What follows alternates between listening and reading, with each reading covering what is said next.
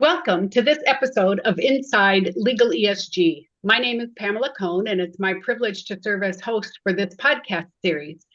Today, we are so fortunate to have with us two representatives from the Law Students for Climate Accountability organization. We have with us Haley Czarnek, who is the national director there, and Martha Agudelo, who is the international director. We're so delighted to have you, Haley and Martha. Thank you so much for joining us. Thank you so much for having us. Thanks, Pamela. And Haley, you've been through this drill before because we've done a podcast with you before, but this will be Martha's first time. So a special welcome to Martha. So for those who aren't familiar with Law Students for Climate Accountability, tell us a little bit about it. I'm posing this question to you, Haley. How did it get started and what is its purpose and mission? Yeah. LSCA is a movement of law students across the US and now beyond who believe the legal profession has a powerful role to play in addressing the climate crisis. So we are trying to hold law firms accountable for the ways they contribute to climate change, particularly the ways they relate to fossil fuel companies. And our annual scorecard, which we'll talk a little bit about later, particularly analyzes their litigation, lobbying, and transactional work for fossil fuel corporations. We got started on the heels of the Drop Exxon protests in early 2020, which was when students at Yale, Harvard, NYU, and Michigan protested the recruitment of Paul Weiss, which, as you can probably tell from the Drop Exxon name, was because they were representing Exxon. And some of the Yale students in particular realized that while they got a bunch of headlines for that very unprecedented form of protest, that if they stopped there, it would just be a day of headlines. And so they then founded LSCA, and we've continued to produce the annual scorecard that they started us out with, but they, I think, very wisely decided that this could not just be led from Yale, and so they have made it first national and now an international organization. And at the heart of it, we are trying to call for a legal system that aligns with climate justice and a livable future. So we publish research like our annual scorecard, we organize campaigns, and we support students who want to choose careers that don't compromise their values. We really want to build a new kind of legal culture that's transparent, accountable, and truly rooted in justice. And how has the organization grown since it was started in 2020? And Haley, I'll stay with you for this one. Yeah, it has definitely grown. I got to be part of our very first student committee. So from the first group of Yaleys that created the scorecard, they created a student committee. There were 10 of us trying to figure out what the heck is this thing besides the scorecard. And so we spent that first year figuring that out. From there, we have experimented with a couple of different forms of the student committee and landed on one that I think we're very happy with. But that has been sort of the base of the organization. And since then, we've expanded to have this year was our first full UK student committee, which has been a real build. And we've also been working with students in Australia for some time to create an Australian report and an Australian organization. We also just barely had our first event on the African continent, which is really exciting. We've got a group of students organizing in South Africa, and we're working with students in Canada to follow up on research that we've done in the past. And since this is Legal ESG Toronto that we're talking about, I'll save a little bit of Canada information for later, but we'll talk about it. Okay, perfect. Well, I'm glad you touched on that because earlier you hinted that we're now beyond just the US. So Martha, I'll turn to you for the next question.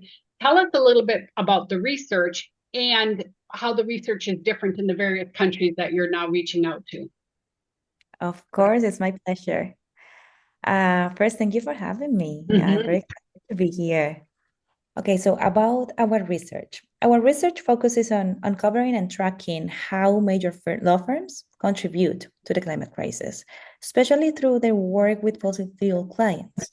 Our flagship project, as Haley already said, is the law firm Climate Change Scorecard. We do that once a year, which ranks the top US law firms, most of them multinational, based on how much litigation work, transactional work, and lobbying they do for fossil fuel companies versus the work that they do for renewable energy clients.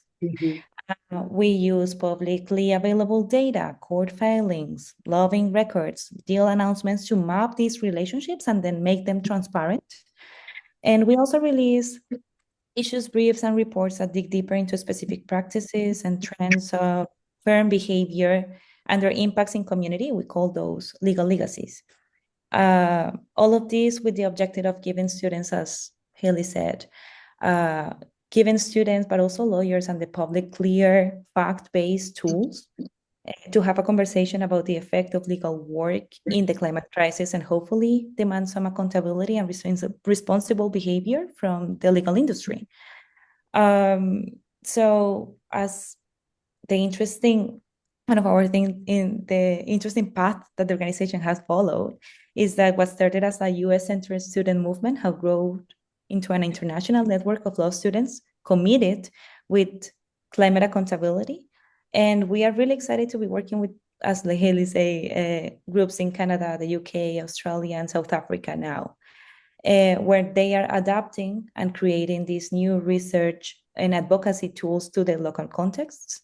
And it's been incredible to see how the same questions that we are asking on the role of the legal profession in the climate crisis are actually resonating across borders. And it makes a lot of sense since the climate crisis affects us transnationally, no?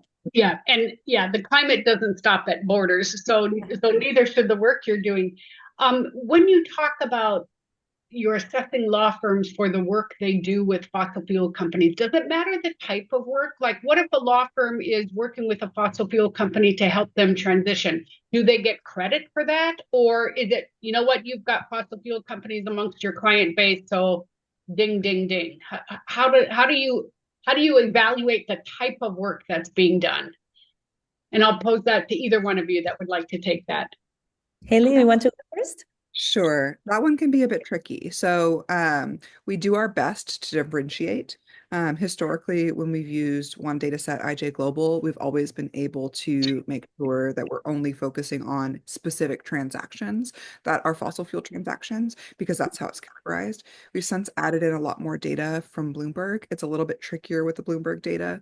So the short answer is we do our very best to make sure that we're not just focused on the companies. And we do go through as many of the transactions as we can individually to look for it. Sometimes there's not enough information though, and so we have to go just based on what our data set is telling us. So it's a really tricky one, and especially as some of that work is going to get categorized in the future as fossil fuels work. If it is working on fossil fuels projects directly in a transition project, but not getting sort of categorized as a project, there are going to be things that we miss. And so what we want to do in the future is hopefully work more directly with firms to ask them about their data. That's something that we haven't had the capacity to do because there's 100 and now more of them that we've included in the scorecard. But as we've grown, I think we're at a place where we have the capacity to do that individual outreach and really connect with all of the firms and try and get them to review their data. So that's something that we'd like to do. It's just tricky because there are obviously confidentiality rules. So we have to figure that out alongside the firms, and that's going to be a process. But we hope that firms will reach out to us to get that started. If not, we're going to be reaching out to them soon to discuss as we start the next scorecard process. But it's going to be increasingly difficult to figure out what those transition projects look like. And so we welcome. And also, just to complement, the methodology has been, we try to revise the methodology constantly. So everything that we, like these kind of questions are the hard questions that we need to just solve. And it's a very straightforward, let's say, situation. But we're very happy to just like receive any ideas, actually. If we can get more clear. Excellent. And you mentioned, I think, Haley, earlier that you have some research coming out shortly. Tell me when that's going to be published and what are the highlights, if you're willing to share? Yeah, well, it is actually going to be published today as we're speaking. Okay. So as your listeners are hearing us, it will be out. So they'll be able to go take a look at the 2025 scorecard and the data set, which will be on our website. Very easy to find, ls4ca.org. And there is a scorecard tab very helpfully at the top. So it will not be hidden. It'll be very easy to find. Martha, would you like to talk about some of the results? I would love to. Yes, we have very interesting results for this year. As Haley said, we just like had it now, so I'm very happy that we got the opportunity to share them with our audience. So the general picture that we found with this late research is that the legal work that exacerbates climate change increased by the same amount of lobbying and litigation work mitigating climate change. And this is very interesting because that make us, or at least lead us to ask ourselves if the positive impacts of mitigation work is being offset by an equal increase of work that furthers fossil fuel interests. We also found that compensation for lobbying on behalf of fossil fuel clients is still twice as high as that for renewables, and that disparity is even bigger when we talk about litigation. So just as a highlight, 88% of the cases involving these firms actually advanced fossil fuel interests.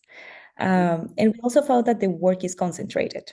So just 5 firms were responsible for over a quarter of litigation-related fossil fuel support, and 67% of all fossil fuel lobbying revenue went only to 5 firms. So it's very much concentrated. I also want to highlight a little bit about our findings that give us hope. So a small number of firms like Hollyhock or Freshfields engage only mitigation work, showing that there's a different path that law firms can follow, if that is possible. And a few other law firms did lobbying exclusively for clean energy. And these examples, at least in my opinion, shows that, or provide some examples of that firms that can align their work with climate goals, and they can if they choose to. It's a decision, but also it's interesting to see that it's a possibility, and there is people or law firms that are actually doing that. So this is some little overview of what we have found. I can give one more little piece of hope if that's okay, which first, this is the highest number of A firms we've ever had, which is 14 firms. And I wanted to particularly highlight Foley Hoag, which Martha mentioned, for being the first ever firm to earn A's across all 3 categories of our scorecard. Yeah. Wow, that's wonderful. I was just going to ask you if the firms at the top of your list have changed, or are the grades of firms improving over the years that you've done this? There's definitely been a shift. I mean, I believe our first scorecard, there were 2 A firms, and I think the second one, there were 3. So yes, it's definitely changed. Last year was the highest number there'd ever been, and that was 7. So we're talking about a doubling of the number of A firms that we're seeing. So we definitely are seeing that there's this trend away. What we're not seeing necessarily is a huge difference at the bottom. So a lot of the firms are still entrenched. So we're really excited to see this shift at the top, because what that means is that there is an increasing number of opportunities for students to start using their labor elsewhere if firms are going to decide that they're really entrenched in fossil fuel corporations and not willing to move. What sector of the legal profession is the greatest user of your research? Is it law students looking for a place to work, or is it firms comparing themselves with other firms? Do you have those statistics or that information? That's really hard to gather information on. We really want it, but we usually just have sort of anecdotes about how it's being. So we hear all the time from law students that are using it. And sort of my favorite is when a student is like applying to work as a student leader or is trying to join us, and it's like, yeah, I've already used the scorecard to decide where I'm going. So that's really cute. You know, they're starting off on a great foot, and then we get to work with them for a whole year or more. But we've had lots of students tell us, and they use it in different ways. Some students may say, I'm only going to apply to A's and B's.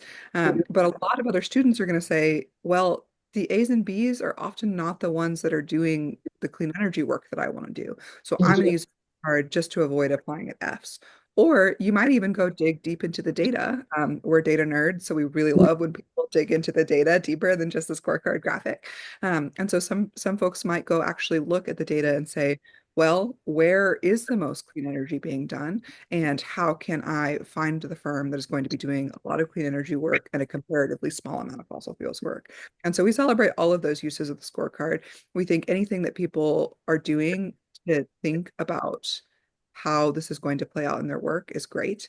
It's It's a lot harder to know how firms use it, but I do know that they pay attention. We hear anecdotally that sort of every summer there's a titter about Yes, this. yes. Uh, I've heard recently a rumor that there is a particular firm that I will not name that has the scorecard in the office Oh, how because wonderful. That must be uh, somebody who's proud of their score. Yeah, which is great. It's wonderful. I've also heard an anecdote that there was a firm that had not scored as well on the scorecard that had started to include in its post-recruitment surveys to the students that it interviewed whether their score on the scorecard impacted their decision. So we know that firms are thinking about it and measure its impact. And of course, we don't have access to their list of student recruits, and so it makes it more Right. difficult for us to measure that impact. But we do know very much so that there's been a shift at the top, that students are using it, that law firms are using it. And we've occasionally heard from clients who have said, thank you so much for doing this work. We are a company that cares about climate, and we used it to decide which law firms we were going to hire. Yeah. And if I Excellent. may, Yes. sorry, I also think that it has been recently used by some academics. So we are also putting the conversation on legal ethics on the table. Maybe this is something that we need to talk about when we are training as a lawyer, or some students are actually interested in just like set or put this conversation on the table when they're a student, when they are in their classes. And we do know some examples of professors, of people that is using the scorecard as a way to understand how the legal ethics can be evolving. And if this is like climate change, for example, is a conversation topic that we need to start moving into the academic field. So it's also a very interesting, let's say, market-oriented, interesting way of using the scorecard, and in general, like the organization, the LSCA. Excellent. So Haley, you're going to be part of the faculty at the upcoming Legal ESG Toronto. Tell me what you're going to highlight for our Canadian audience. Yeah, so at Legal ESG, we are going to be, unsurprisingly, focused on the new Canadian section of our scorecard.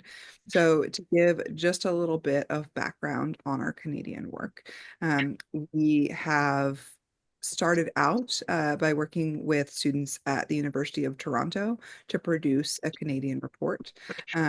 And that Canadian report has been out for some time now. And we were really, really proud of the work that they did. They looked at 5 specific firms. They really focused on what they called Canadian homegrown firms. And they were wanting to focus on, the firms that were the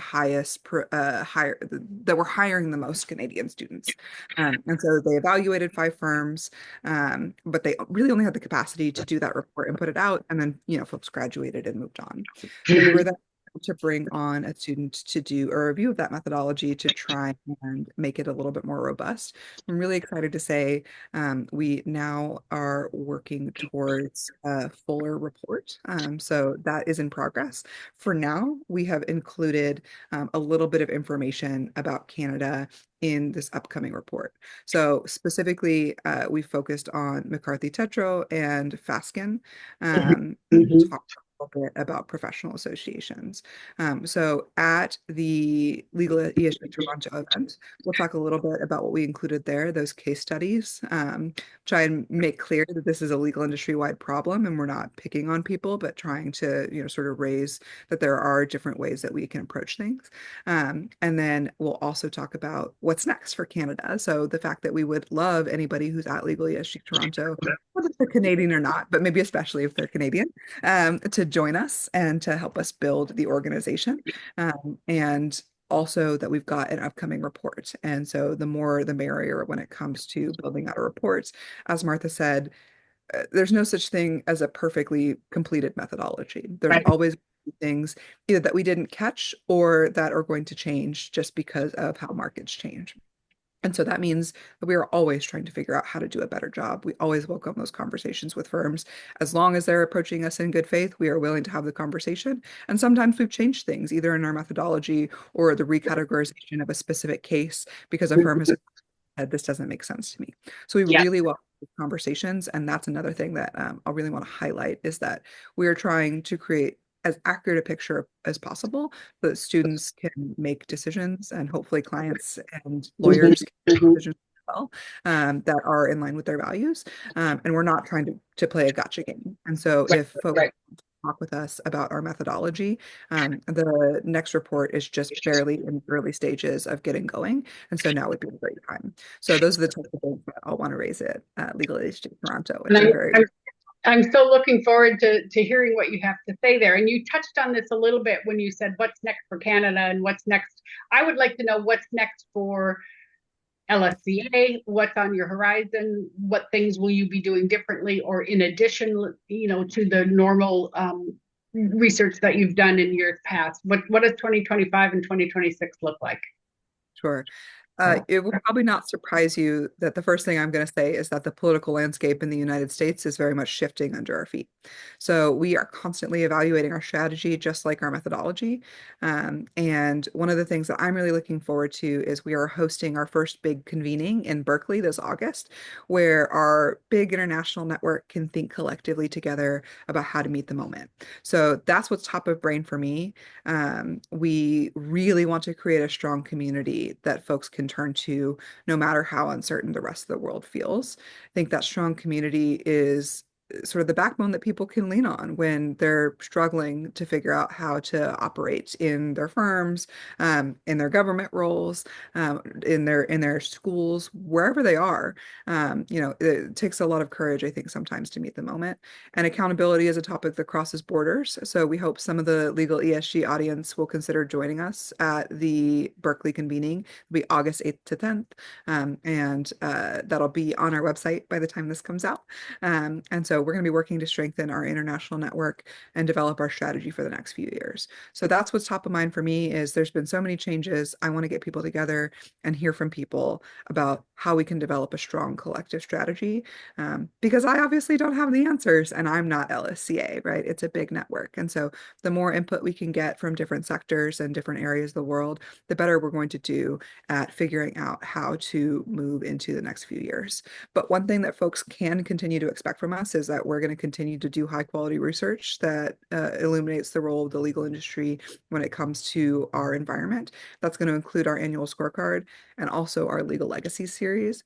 I haven't mentioned that yet to date, or yet so far in the interview, but the Legal Legacy series is a narrative series. So I said earlier, we're data nerds, but we also know that generally speaking, when you're trying to change someone's hearts and mind, you don't do that with the data, right? The data is useful to illuminate something that people can then use based on, their own values and how they understand the world. But if you want to change their values, if you really want to make sure that people care about climate and understand that they have a stake in it, you really have to tell a narrative.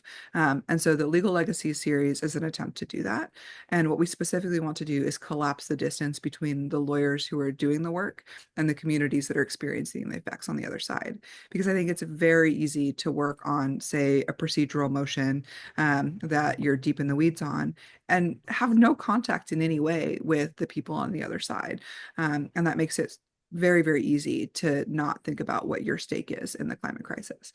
So the Legal Legacy series takes specific instances where we see climate injustice in the world.